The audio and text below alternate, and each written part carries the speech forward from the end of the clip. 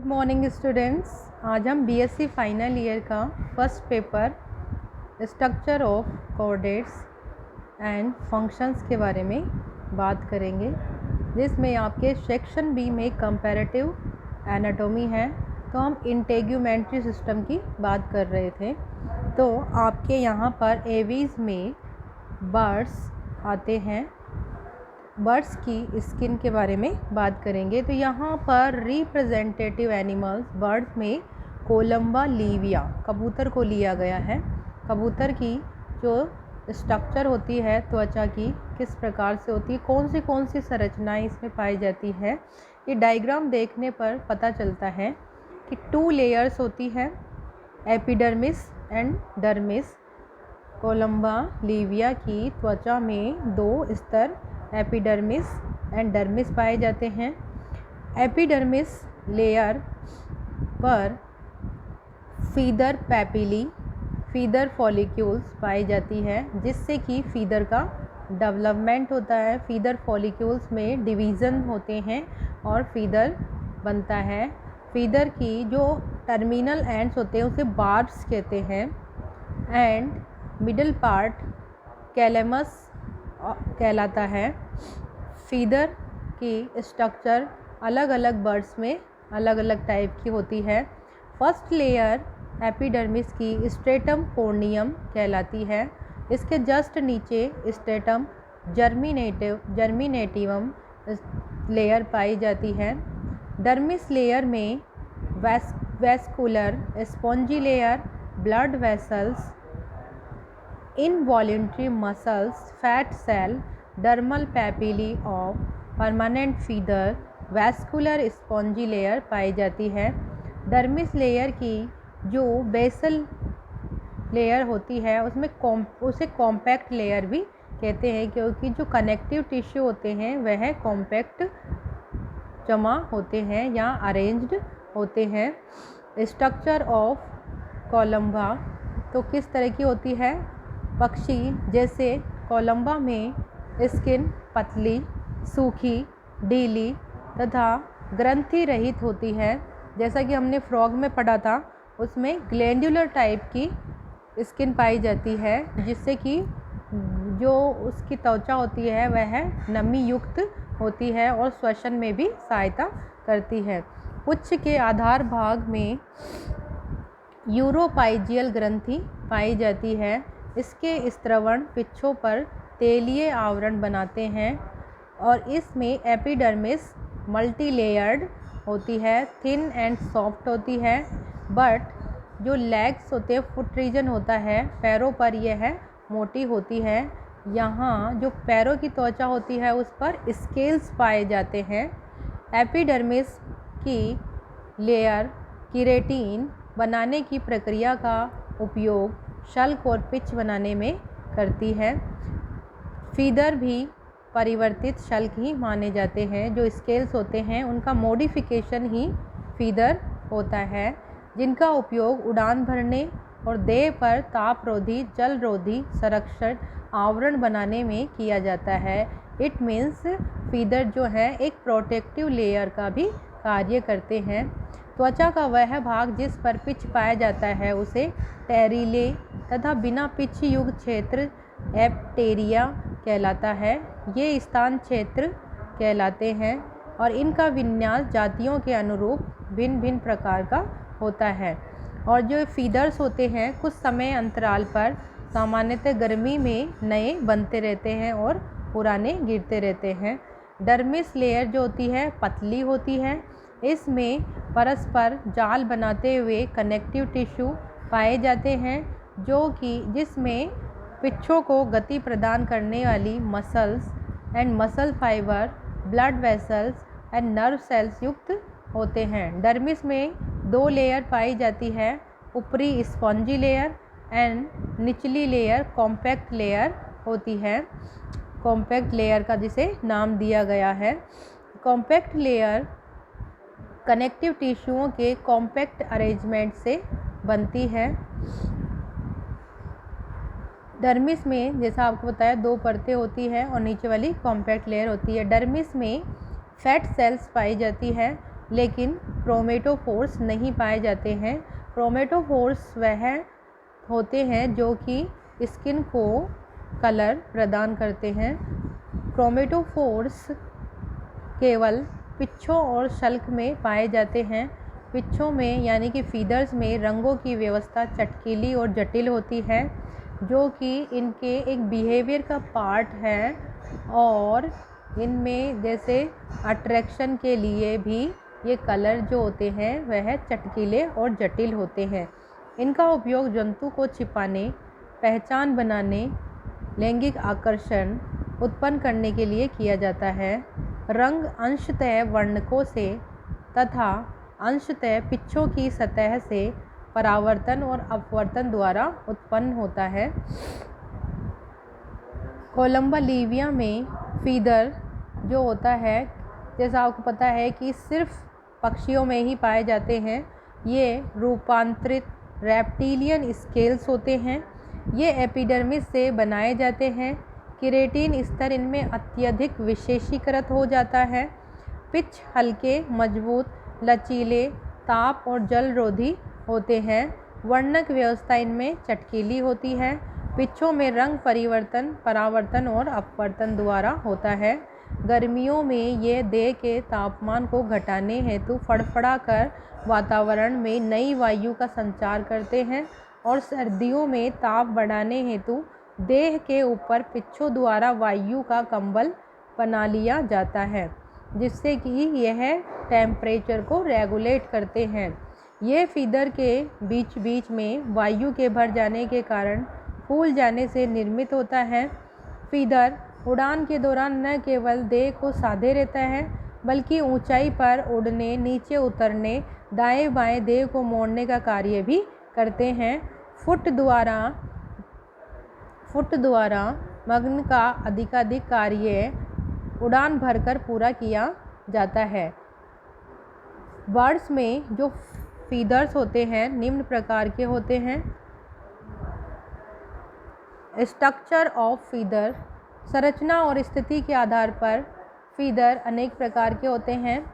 इनमें से कबूतर में निम्न प्रकार के फीदर पाए जाते हैं, केवल रिक्टल फीदर को छोड़कर, रिक्टल शूक को छोड़कर। यहाँ पर दे रखा है quill feather, contour feather, filoplume feather, down feather and rictal bristles. यहाँ पर ये डायग्राम दिखाया गया है, जिसमें अलग अलग टाइप के फीदर्स की संरचना दिखाई गई है। तो एक फीदर में क्या क्या संरचना हो सकती है, यहाँ पर जो बॉटम एंड होता है, जो स्किन में दसा होता है, उसे इन्फीरियर अम्बाइलिकस कहते हैं। इससे ऊपर वाला भाग हाइपोरेकिस कैलेमस कहलाता है, और हाइपोरेकिस कैलेमस के ऊपर सुपीरी और एम्बिलिकस होती है। ये जो रेकिस और सॉफ्ट होता है, इसके दोनों तरफ अनइक्वल हाफ और वैन पाए जाते हैं, जिससे कि एक फीदर का निर्माण होता है। सेकेंड स्ट्रक्चर देखिए, इसमें इन्फीरियर अम्बिलिकस, हाइपोरेकिस पाई जाती है। यहाँ पर अनइक्वल हाफ और वैन की बजाय इक्वल हाफ्स पाए जाते हैं। इनमें लॉन्ग इस थर्ड देखिए, ये फीदर इससे थोड़ा डिफरेंट टाइप का है। Inferior umbilicus and calamus, after shaft and shaft पाया जाता है। Inner vane and outer vane पाए जाते हैं। डी डायग्राम में देखिए, inferior umbilicus, long rachis and weak barbs पाए जाते हैं। ये जो टाइप दे रखे हैं, किस किस टाइप के फीदर्स हैं।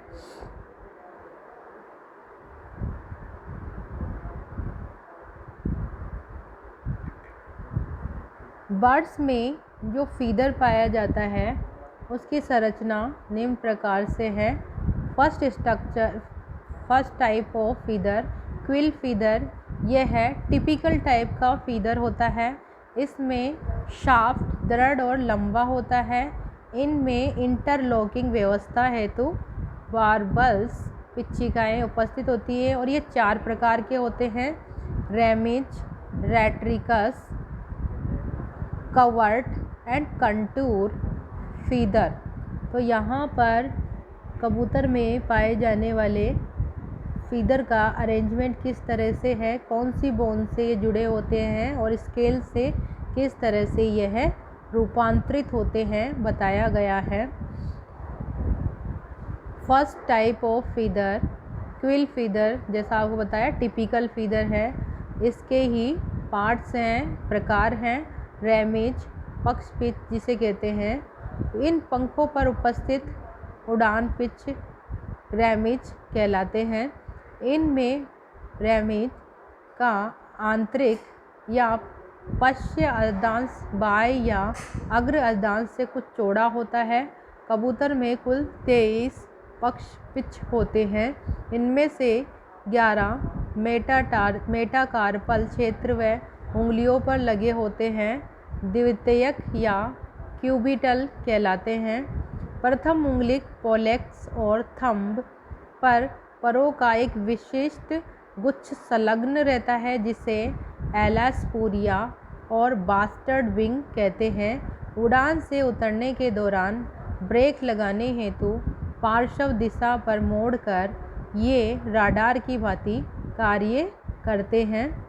सेकंड, रेट्रिक्स कबूतर के उच्च भाग पर उपस्थित होते हैं। यह संख्या में रेट्रिक्स 12 होते हैं, जैसे आपको यहाँ नीचे दिखाया गया है।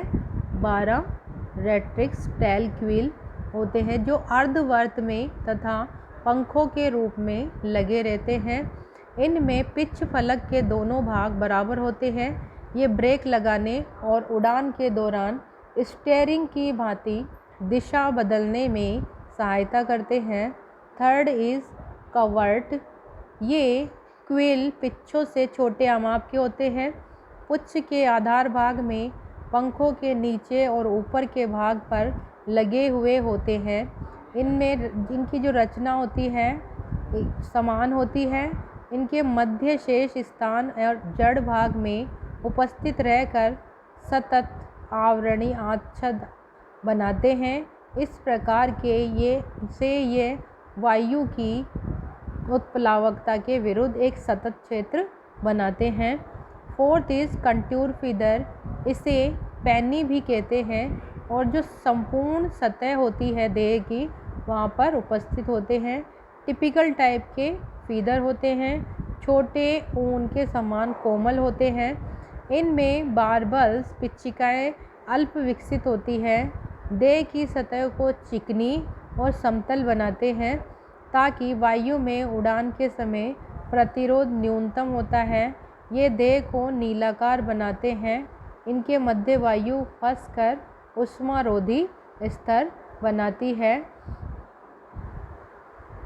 कबूतर में जो टिपिकल फीदर होता है उसकी संरचना में निम्न पार्ट पाए जाते हैं, जैसे आपको स्टार्टिंग में बताया। कंटर या क्विल पिच को हम प्रारूपिक पिच मानते हैं क्योंकि इसमें पिच्छों से संबंधित सभी संरचनाएं पाई जाती है। इस पिच के मध्य में अग्र सिरे से लेकर पश्च सिरे तक एक दृढ़ रचना पाई जाती है जिसे एक्सिस कहते हैं और ये 2 भागों में बटा हुआ होता है। क्विल पिच या फीदर की संरचना देखें तो निम्न प्रकार से है। बीच में ये कैलेमस पाया जाता है, सुपीरियर अम्बलाइकस हाइपोरेकिस पाया जाता है और साइड में बारबल्स पाई जाती है। रेकिस के दोनों ओर वेन्स पाई जाती है। संपूर्ण पिच की संरचना और पिच के काट 2 पिच्चिकाओं में व्यवस्थित इस तरह से है। पोस्टीरियर बारबल्स, इनमें ब्रिज पाया जाता है। एंटीरियर बारबल्स, हेमूली, ये सारी संरचनाएं पाई जाती है। यह है अग्रव पिच की संरचना है।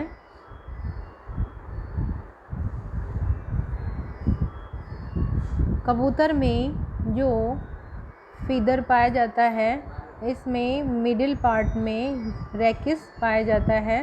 क्विल या कैलेमस निकट खोखला तथा नलिकाकार अर्धपारदर्शी भाग होता है। यह त्वचा के एक गर्त में जिस फॉलिकल जिसे अधिचर्मी कूप कहते हैं, यह त्वचा में धंसा रहता है। इस अग्र अक्ष के दोनों ओर चौड़ा भाग फलक या वैन वैक्सीलम कहलाता है। क्विल के निचले भाग पर एक सूक्ष्म छिद्र पाया जाता है जिसे इंफीरियर एम्बिलिकस कहते हैं। ये डर्मिस से एक छोटा शंकुकार पोषणीय अंकुरक प्राप्त करता है जिसे डर्मल पैपिला कहते हैं। इससे रक्त वाहिकाएं प्रवेश कर वृद्धि रथ पर को पोषणीय तत्व और वर्णक उपलब्ध कराती है। फलक के अंतिम और निकटस्थ छोर के निकट कैलेमस पर एक और छिद्र पाया जाता है, इसे सुपीरियर एम्बाइलिकस कहते हैं। इस छिद्र के निकट ही कोमल पिच्छों का समूह पाया जाता है, इन्हें आफ्टर शाफ्ट या हाइपोरेकिस कहते हैं। यह पिच्छकों और पिच्छिकाओं का एक कोमल गुच्छा होता है। कैलेमस का दूरस्थ भाग कड़ा और अपारदर्शी ठोस होता है। अनुप्रस्थ काट में यह चतुर्भुजाकार दिखाई देता है। इसमें मज्जा कोशिकाएं पित्त सेल्स ठसाठस भरी रहती है। इसके भीतरी और अधर सतह पर एक खांच पाई जाती है जिसे अम्बाइलिकल ग्रूव कहते हैं। क्विल भाग अर्धपारदर्शी और रेकिस अपारदर्शी होता है।